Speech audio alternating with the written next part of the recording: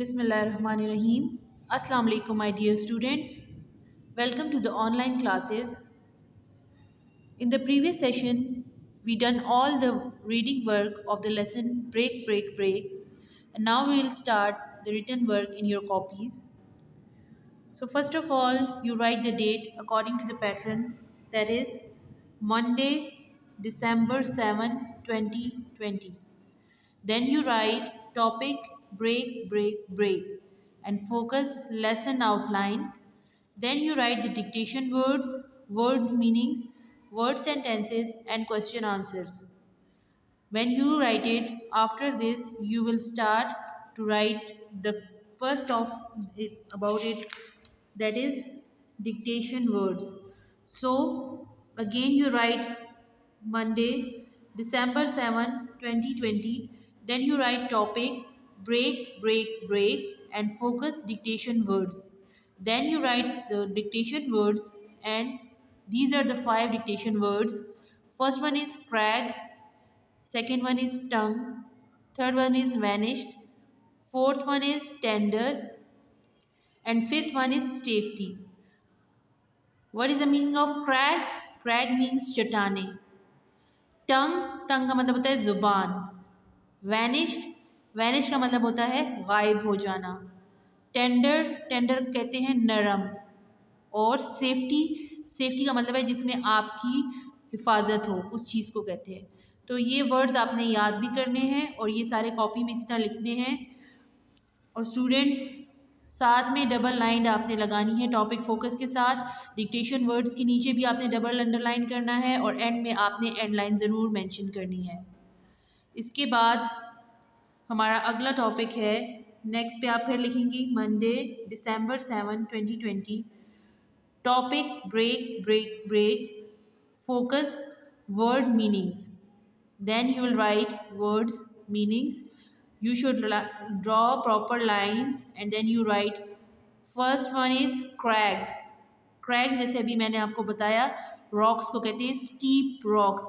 जो साहिल समंदर के किनारे जो सख्त चट्टानें होती हैं उनको crags कहते हैं.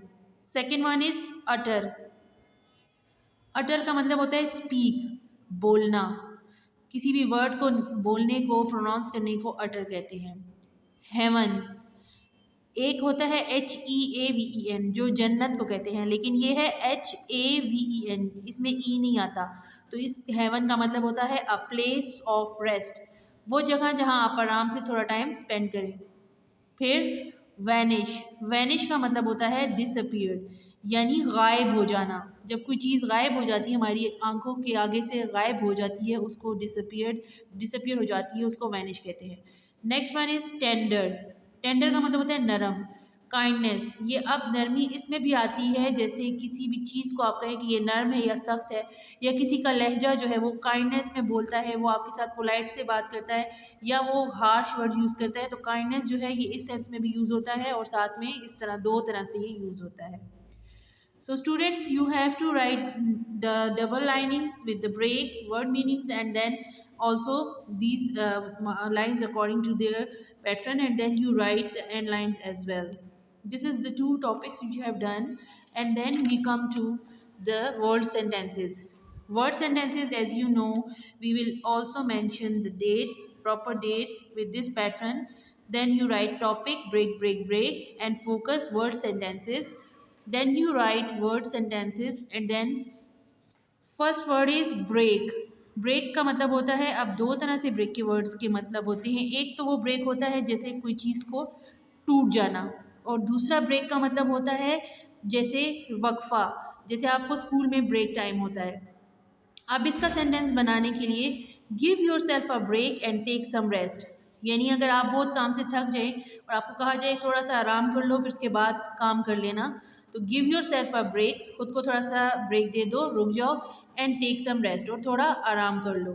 तो इसमें आप इस तरह के डिफरेंट और सेंटेंसेस भी बना सकते हैं जिसमें ये वर्ड हो, लेकिन इसका ग्रामेटिकल सेंस जो है वो सही होना चाहिए. फिर next one is tender. Tender का क्या मतलब होता है? नरम. जैसे अभी आपको मैंने बताया, टेंडर का मतलब होता है नरम या काइंडनेस में, ये दोनों सेंस में यूज़ होता है. Tender, cook the pasta until it is just tender. यानी आप उस वक्त तक पास्ता को कुक कर लें जब तक वो नरम हो जाए। जैसे नूडल्स या पास्ता आप बनाते हैं घर में, तो उसके लिए ये इस तरह का ये सेंटेंस बन सकता है कि जब वो नरम हो जाए तब तक आप उसको पका लें। Next one is crags. Crags अब किसको कहते हैं? चट्टानों को कहते हैं। The sun has sunk behind the crags, यानी सूरज जो है वो चट्टानों के पीछे डूब गया। अब इससे रिलेटेड आप मिलता जुलता कुछ और भी बना सकते हैं क्रैग्स के साथ, कि जिससे कहते हैं there are lot of crags in the sea around the building, इस तरह आप कुछ भी बना सकते हैं। ठीक है। Next one is utter. Utter का मतलब है for a long time he could not utter a word. Utter का मतलब होता है बोलना, यानी काफ़ी टाइम तक वो कुछ नहीं बोल सका। For a long time he could not utter a word. तो इस तरह से आप और भी बना सकते हैं अटर के। फिर next one is fisherman. Fisherman किसको कहते हैं? जो मछलियाँ पकड़ता है। The fisherman had caught a fish. तो फिशरमैन ने एक मछली पकड़ी। तो स्टूडेंट्स ये हमारे ये 3 काम हैं, ये आपने कॉपीज़ में, नीट कॉपीज़ में बिल्कुल प्रॉपर मार्जिन लाइंस के साथ, एंडिंग लाइंस के साथ आपने इसी तरह ये काम कंप्लीट करना है। इंशाल्लाह मैं क्लास में ये सारा काम आपका चेक करूँगी। So students, I hope you have fully understand these 3 topics, and inshallah we will continue from the next topic in the session later. Thank you. Allah Hafiz.